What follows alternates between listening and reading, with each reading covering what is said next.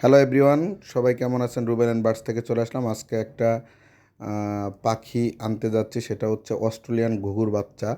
তো আমি খবর পাইলাম, খবর পাওয়া মাত্রই আমি সকালে রওনা করলাম। যেহেতু আজকে ওয়েদারটা একটু অন্যরকম ছিল, আজকে একটু রৌদ্র এবং একটু গরমের ভাব ছিল, তারপর এর মধ্যে যেতে হচ্ছে।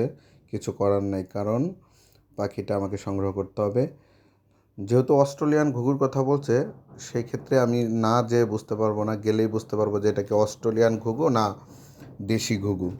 তা আমি যাচ্ছি রাস্তা দিয়ে, তো কিছুক্ষণের মধ্যেই আমরা পৌঁছে যাব সেই জায়গাটায়। এই যে অলরেডি পৌঁছে গেলাম। তো এখন নামবো, নেমেই দেখবো পাখিটা কেমন। তো এখানে একটা লোক, তার বাড়ি কুষ্টিয়া, সে আর কি সংগ্রহ করছে এটা। তা আমি পাখিটা দেখতেছি, অলরেডি বের করে ফেললাম।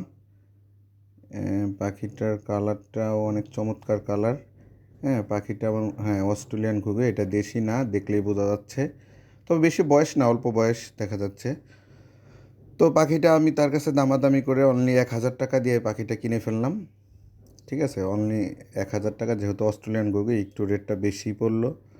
তো যাই হোক, আমি পাখিটা হাতে নিয়ে দেখলাম যে কেমন। তো দেখলাম যে না, অনেক চঞ্চল আছে, ভালো আছে। তো আমি অলরেডি খাঁচায় এনে রেখে দিলাম।